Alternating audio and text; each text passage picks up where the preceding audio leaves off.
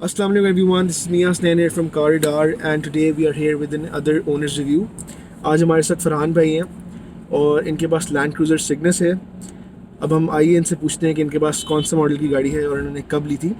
फरहान भाई, आपके पास कौन से मॉडल की गाड़ी है? अस्सलाम वालेकुम सर, ये 2005 टोयोटा लैंड क्रूज़र सिग्नस है actually. JDM version of land cruiser जो इंपोर्ट होती थी वो वर्जन एक्चुअली। तो ये कब इम्पोर्ट हुई थी गाड़ी? ये 2005 में इंपोर्ट हुई है। 2005 में इम्पोर्ट हुई थी और 5 मॉडल। 5 में मॉडल। ठीक है, अब आपको ना हम थोड़ी बहुत इस गाड़ी की बैक हिस्ट्री बताते हैं। बेसिकली इसको 100 सीरीज़ भी बोलते हैं लैंड क्रूज़र का, और ये इनिशियली लैंड क्रूज़र अगर आप देखें तो वो 1951 में इंट्रोड्यूस करवाई गई थी और ये 98 में इसका ये वाला जो है ना वो जनरेशन आई थी जो 2007 तक चली थी। अब ये इनके पास जो है वो 2005 मॉडल है और ये इसका top of the line variant है, ऐसी है एग्जैक्टली जिसको सिग्नस बोलते हैं। सिग्नस। तो फरहान भाई, आपका परचेज डिसीजन क्या था? आपके पास उस वक्त कोई और ऑप्शन भी थी इस प्राइस ब्रैकेट के अंदर? सर बिल्कुल ऑप्शंस थी, क्योंकि मुझे एक SUV चाहिए थी फॉर फैमिली जिसमें हम लोग टूर्स कर सकें। नॉर्दर्न टिल आपके साउथ कराची तक जरूरत पड़ती है आने जाने की। सही है। तो ये तो मैंने इसकी तरफ बाद में आया था। I was looking for Prado, Toyota land cruiser Prado. मगर उसका एक मसला था कि उसकी लास्ट जो थर्ड रो है वो उसमें बच्चे तो अकोमोडेट्स हो सकते हैं, इट्स किड्स सीट्स, मगर एडल्ट्स नहीं आते। अच्छा, तो फिर या इसके साथ एक अगर नई गाड़ी चाहिए थी तो वो फॉर्च्यूनर है, मगर बिल्कुल सही। फॉर्च्यूनर जो है आपकी थोड़ी सी लेगी है और नॉर्दर्न एरियाज़ में जो है ना वो थोड़ी सी अंडर पावर फील होती है। सही है। तो मैंने कहा चले why not go with this car. तो आपको कितने तक की कौन से प्राइस ब्रैकेट में गाड़ी पड़ी थी? मुझे जो था 6 मिलियन से 7 मिलियन के अराउंड के इन बिटवीन चाहिए थी गाड़ी।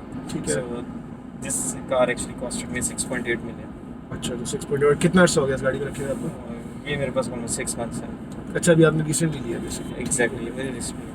ठीक हो गया। तो आपको इसकी परफॉर्मेंस वगैरह कैसे लगी है? जिस तरह कि आपने प्राडो और फॉर्च्यूनर का जिक्र किया है, तो उसी के कंपैरिजन में अगर हम इसकी परफॉर्मेंस की बात करें मैंने आप क्योंकि कैसे rate करते हैं? आई वाज वेरी कीन कि एक मुझे ऑलराउंडर कार चाहिए थी, तो मैंने सारी ही चला के देखी मुख्तलिफ जगहों पर, मुख्तलिफ सारी।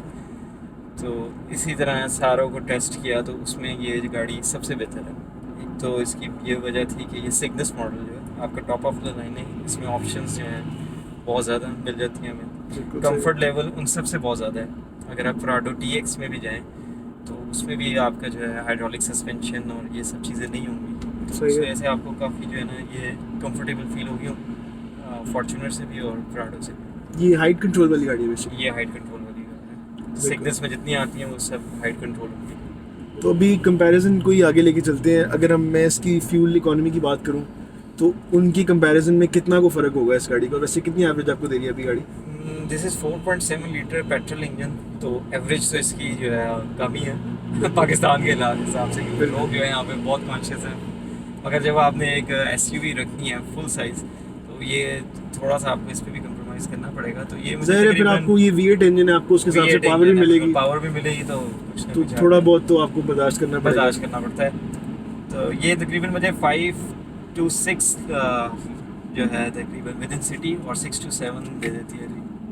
अच्छा, वैसे इतना ज़्यादा फ़र्क नहीं है। अगर आप फॉर्च्यूनर को भी देखें तो जो 2.7 लीटर वाली गाड़ी है, हालांकि वो एक बड़ी अंडर पावर्ड गाड़ी है, उसके बावजूद भी वो तकरीबन 7 ही दे रही होती है शहर के अंदर। वो भी इतना को फ़र्क तो है नहीं। ये भी बल्कि इस गाड़ी में इन्होंने चेंज किया था। 2003 से पहले वाली जो जितनी भी गाड़ियाँ थी वो सारी 4 स्पीड ऑटोमेटिक आती थी, फिर उन्होंने इसके अंदर 5 स्पीड कर दिया था, जिसकी वजह से 1 से 2 किलोमीटर पर लीटर का फ़र्क पड़ गया था।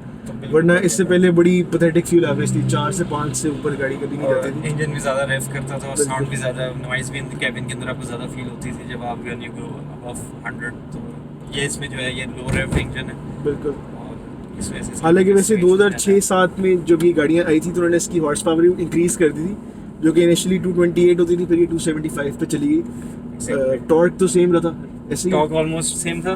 बिल्कुल। This one is 232 to be precise, 232 HP।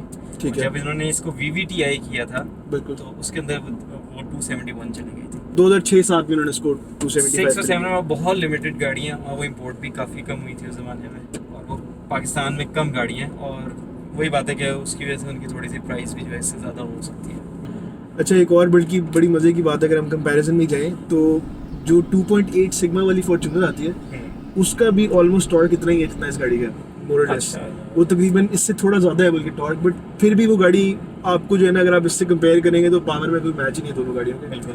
मतलब ये मतलब मेरा नहीं ख्याल कभी भी आपको लैगी फील हुआ होगा या नहीं, किसी कभी में भी नहीं। सवाल अब इसके अंदर इवन के 6 एडल्ट्स भी हम लोग इसमें गए हैं लॉन्ग ट्रिप्स भी, सही है। और इवन नॉर्दर्न एरियाज में, मगर ये गाड़ी जो है ना आपको कभी भी इस चीज़ पे जो है ना नहीं करेगी, आपको बुरी नहीं लगेगी कि जी मैं अंडर पावर हूँ या मैं इस पॉइंट तक रीच नहीं कर सकी, you can go anywhere on this car. अच्छा, लेकिन वैसे अगर आप लॉन्ग रूट से बात करें तो 7 सीट्स में मतलब एडल्ट्स बैठ सकते हैं कंफर्टेबली, क्योंकि जितनी भी मैंने तो आज तक ड्राइव की हैं 7 सीटर गाड़ियाँ, हमेशा मतलब ये है कि बच्चे भी पीछे बैठे इसके हैं, सही थर्ड रहता रो है। में काफ़ी बेहतर स्पेस है, 2 एडल्ट्स अकोमोडेट हो सकते हैं, सही है। easily हो सकते हैं, और वो कंफर्टेबल रहते हैं। उसकी एक और वजह भी है कि आपका जो है सारे फीचर्स पीछे भी हैं, आपकी लाइट्स हैं, आपके वेंट्स वगैरह हैं, तो वो बड़े कंफर्टेबली बैठते हैं, हम लोग इसमें बड़ा इजीली मूव करते हैं जहाँ भी हमें टोटली कहीं भी जाना हो तो इस कार के अंदर। बिल्कुल सही। तो इसकी नेविगेशन आपने खुद लगवाई थी या फिर जेन्युइन आती है इसमें? ये इसकी जेन्युइन नेविगेशन है, ठीक है। जो हमें सारा कुछ ही बताती है इस गाड़ी के लिए। हम इससे बल्कि इवन आपका जो क्लाइमेट कंट्रोल है फ्रंट का, वो भी इसी तरह स्क्रीन से कंट्रोल होगा, इट्स अ टच स्क्रीन।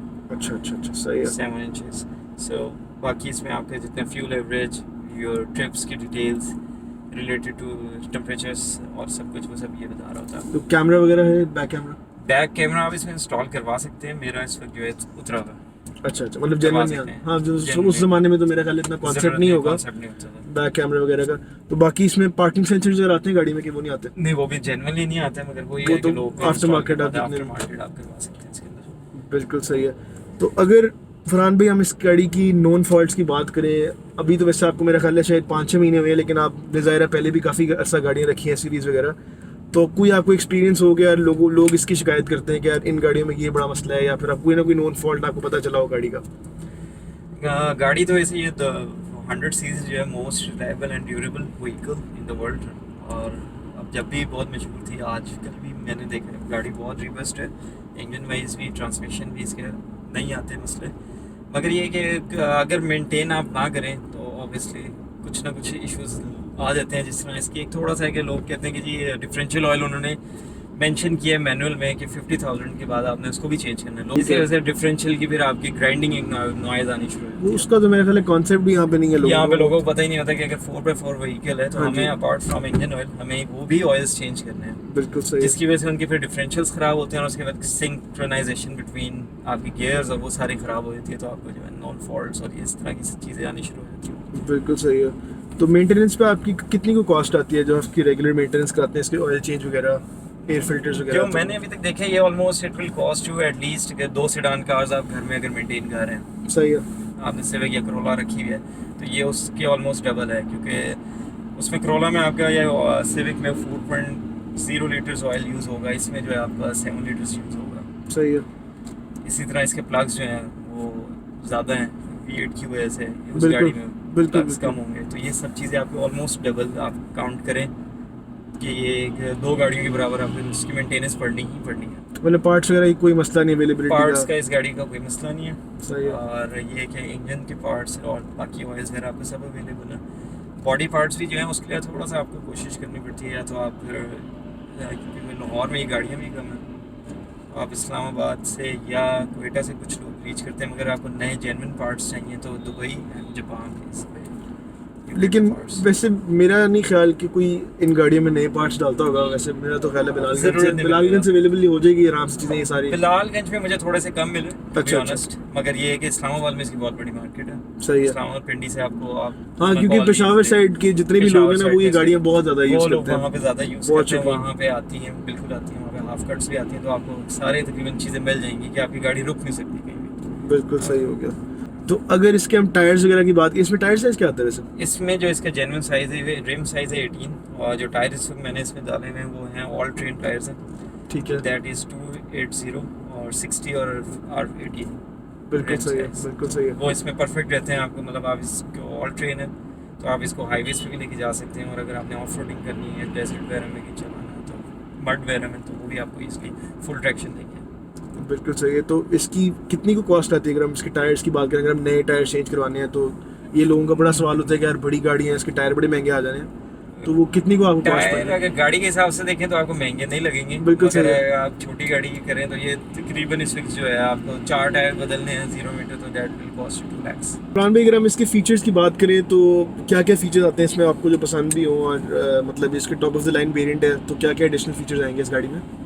इसमें जो है सबसे बड़ी चीज़ जो आपको मिल जाती है, एक तो हाइट कंट्रोल मिल जाती है कार के अंदर, बिल्कुल होता है सही। एक्स्ट्रा। फिर आपकी जो है सीट्स जो हैं वो इलेक्ट्रॉनिक हैं, और उसमें जो है हीटेड सीट्स भी आपकी मिल जाती हैं आपको, और सही है। मेमोरी सीट्स भी मिल जाएंगी, जिसकी वजह से आपको काफ़ी कंफर्ट लेवल मिल जाता है। और ये सादी गाड़ी में वुडन स्टीयरिंग में नहीं होता है क्या? सादी गाड़ी में वुडन स्टीयरिंग में नहीं होगा उसमें। इसमें लेदर स्टिचेस का जेन्युइन जो है सारा इंटीरियर है, सही है। जो बेज कलर में आता है। प्लस इसमें आपका जो है फीचर्स जो हैं आपके जो आपके रेयर वेंट्स कंट्रोलर्स हैं, यहाँ पे आपके साइड मिरर्स आपके आ जाते हैं, आपकी जो है हेडलाइट है वो आप उसकी हाइट एडजस्ट कर सकते हैं। बिल्कुल सही है। ठीक है, इसमें जो है आपकी क्योंकि जीनॉन और वो आते हैं लैंप्स, जो हेलोजेंस नहीं है, इसमें प्रोजेक्शन लैंप्स है, Projection तो lamps। उसके लिए आप उसको ईजिली अंदर से कंट्रोल कर सकते हैं। आपकी पार्किंग लाइट्स हैं वो कंट्रोल हो जाती हैं। प्लस इसमें आपका जो है एंटीना जो है उसकी आप हाइट कंट्रोल कर सकते हैं, वो सारी यहाँ से कंट्रोल हो जाएगी। क्लाइमेट कंट्रोल वो हमें मिल जाता है इसके अंदर, जिसको आप इस सारे इसी टीवी के अंदर ही सारा आप सारा adjust कर कुछ सकते मिल जाएगा। जेनवन इसके जो है आपका प्लेयर है, जिसमें डीवीडी प्लेयर है आपका, वो इस कंसोल बॉक्स में मिल जाता है। यहाँ कुछ गाड़ियों में मेरे ख्याल है नाइट विजन भी इन्होंने इंट्रोड्यूस कराया था, ये पहली गाड़ी हाँ, थी। वो भी मैं आपको बता देता हूँ। इसमें जो है जिस जापान में आप गाड़ी लेने जाते हैं 0 मीटर, तो वहाँ पे आप अपनी मर्जी से कस्टमाइज कर सकते हैं, जो ठीक कि है। आप वैसे इंटरनेट के द्वारा आप बेड के ऑप्शन चूज करें। तो इसमें 3 जो है ना आपकी ऑप्शनल आती है, सिग्नस की होगी वो गाड़ी, ठीक और है। उसमें 3 आप उसको मजीद अपग्रेड कर सकें एंड यू पे for it apart from the जो गाड़ी की प्राइस है। ओके। उसमें एक सबसे जो है लोगों को पसंद आता है और इट्स अ यूजफुल फीचर, और उस टाइम के हिसाब से बहुत फ्यूचरिस्टिक लगता था जब ये 2005 में आती थी, वो आपका नाइट विजन। तो आपका वो डैश पे होता है, तो रात में अगर आप जा रहे हैं कहीं और जंगल एरिया या कहीं है, तो वो आपको जो है कोई एनिमल आता है कुछ है, तो वो पहले से गाड़ी जो है ना आपको अलर्ट भी कर देती है, और आपका विजन जो है ना स्क्रीन पे आ जाता है छोटा सा।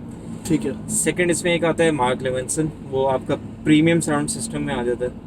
सही वैसे इस गाड़ी के बहुत अच्छे हैं अपने जो है, ऑलरेडी जो हमारा साउंड सिस्टम है वो बहुत इनफ है, अगर किसी को प्रीमियम चाहिए तो वो मार्क लेविंसन की एक ऑप्शन आती थी इसके अंदर। लेकिन वो इसमें बिल्ट इन नहीं आती है, बाद में बिल्ट इन नहीं, आप उसको जो है ना बाद में एडअप करते हैं। इसी तरह एक जो लास्ट है वो आपका आता है कूल बॉक्स, वो आपकी कंसोल अच्छा, में जो इसमें है यहाँ cool पे box नहीं है? इसमें कूल बॉक्स नहीं है, वो कूल बॉक्स भी आपकी ऑप्शनल है। उसमें ये है कि आपके 6 स्कैन्स जो है ना आपके कंसोल में आ जाते हैं, वो आप जब भी आप यूज़ करेंगे तो आपको वो ठंडे मिल जाएंगे। तो फरहान भाई, अगर इसकी मैं बात करूं रीसेल वैल्यू की, तो 2005-6 की गाड़ी अगर आप सोचें तो कैसी आपको, अगर आप, मैं कहता हूँ कि यार आज आपने गाड़ी बेचनी है, तो अंदाज़न आपको कितना टाइम लगेगा इसको बेचने में, और आपको क्या ख्याल है कि आपको पैसे टूटेगी या फिर आपको कोई फ़ायदा मिलेगा, या कितने तक की गाड़ी आके बिक जाएगी? आपने कभी कोशिश की हो बी बेचने? ऑनेस्ट, पाकिस्तान में ये कम ही हुआ है कि आप गाड़ी बेचते हैं 2-4 साल में और आपको बहुत ज़्यादा नुकसान कर जाए। अगर गाड़ी आपने संभाली हुई है और अच्छी रखी हुई है तो गाड़ी आपके पैसे नहीं तोड़ती पाकिस्तान में। और अगर इसी गाड़ी की स्पेसिफिकली बात करें तो ये हाई डिमांड में है, सही है।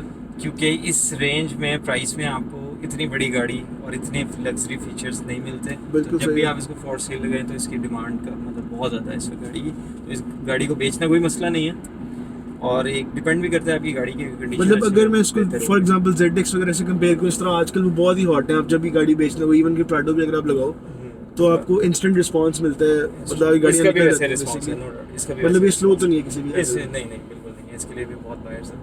बिल्कुल तो सही है, आप क्योंकि इसके बीच में buyers रहते हैं। मतलब लोगों को ये स्पेसिफिकली इस मॉडल से जो है ना, लोगों को ये फील होता है आजकल के, यार पता नहीं गाड़ी कल को बिकेगी कि नहीं बिकेगी, अगर फॉर एग्जांपल अगर किसी को पैसे की जरूरत पड़ गई है, कुछ भी है। और स्पेसिफिकली इसके अंदर जो मेरा ख्याल है डीजल वेरिएंट आता है अमेजॉन, वो तो बहुत ही ज़्यादा रेयर है, वो बिल्कुल ही उसकी कोई मार्केट शार्केट नहीं है। उसकी मार्केट कम है क्योंकि वो ज़्यादातर लोग नॉर्थ में ही रखते हैं और उनको चाहिए होती है। इसमें LX 470 भी आती है, वो सेम चीज़ होती है? LX 470 बिल्कुल एग्जैक्ट यही गाड़ी है, सिर्फ वो रीबैज्ड है, और ज़्यादातर आपकी जो है अमेरिका और कनाडा में जो है वो LX 470 है, सही जो है। जापान से असेंबल होकर आ रही है। इट्स द सेम कार, उस पर और टोयोटा फिर वही बात है कि इस गाड़ी की अच्छी मार्केट तो है, उसकी थोड़ी sickness बहुत वो होगी। रेयर है, तो उसकी डीलर्स की वजह से मार्केट अजीब सी हुई हुई है। बिल्कुल इसका बिल्कुल वो गाड़ी बहुत ही कम है, रेयर है, मेरे ख्याल Rare से है। बहुत मुश्किल से आपको मिलेगी जेन्युइन, क्योंकि लोगों ने रीबैच यहाँ पे लोकली की हुई है, बिल्कुल वो सही जस्ट रीबैच किया हुआ है आपको। मतलब होती वो यही वो है, सारी होती तो से सेम ही है, गाड़ी सेम है। Cygnus and LX 470 is the same thing. इसका लोगों का कॉन्सेप्ट है कि नहीं वो शायद इससे ज़्यादा लग्जरी है, ये वो बहुत ही कोई डिफरेंट है, ऐसा नहीं है, क्योंकि इसके बाद की जो फिर आई थी जनरेशंस उसमें डिफरेंस है।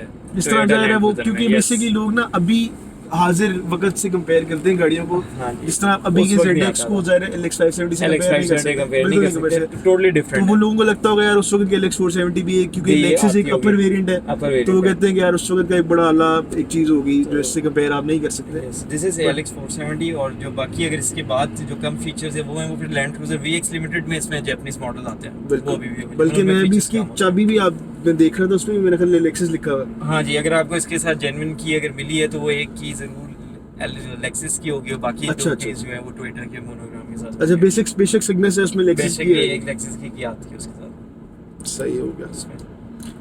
बिल्कुल ठीक हो गया। और अगर आप हमारे व्यूअर्स को कोई रिकमेंडेशन देना चाहते हैं इस गाड़ी के हवाले से कि यार मतलब अगर आप कभी भी इस गाड़ी को बेचेंगे तो आप इसको बेच के, अगर आपने अपग्रेड करना है फॉर एग्जांपल, तो आप ये गाड़ी बेच के आज या कल अगर आपने गाड़ी बेचनी है तो आप इसको बेच के क्या लेंगे जो आपको इसके कंपैरिजन में आ सकता है? इसके थोड़े पैसे डाल के तो मेरे ख्याल से इससे जो जनरेशन चल रही है हमारी पराडो आ सकती है। बिल्कुल सही है। तो इस जनरेशन के हम अगर आपको फौरन ही अगर ZX में जाना तो वो जाहिर है, वो तो फिर बहुत बड़ा- ज़्यादा पैसे और बहुत ज़्यादा आपको अपग्रेड करना पड़ता है। लेकिन जाहिर है अगर आपने मतलब इसके अगर साथ आपको अगर फ्रेश लुक चाहिए तो तो you आप go with the easily Prado। बिल्कुल आप या ऑलमोस्ट 10 लाख 15 लाख डालें 10-15 और लाख आपको डाल उसमें के ये आप फायदा कर होता है सकते कि वो सारी गाड़ियां जो है वो अपलिफ्ट हो जाती हैं।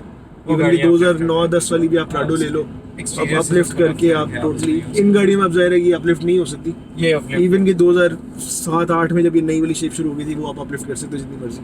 बिल्कुल ZX ऐसे में। उसके ZX उसके बाद जब आई थी वो लेकिन अब एक तो मेरा साथ ख्याल ही है थी। वो वाली गाड़ियां भी शायद 1+ ही मिलती हैं सारी। वो सारी तकरीबन OnePlus है, उसमें भी अच्छी गाड़ी है, फेस लिफ्ट हुई है, वो 1.2 के करीब मिल जाएगी आपको। बिल्कुल सही है, तो वो काफ़ी फिर भी डिफरेंस है इस गाड़ी से। बिल्कुल सही है।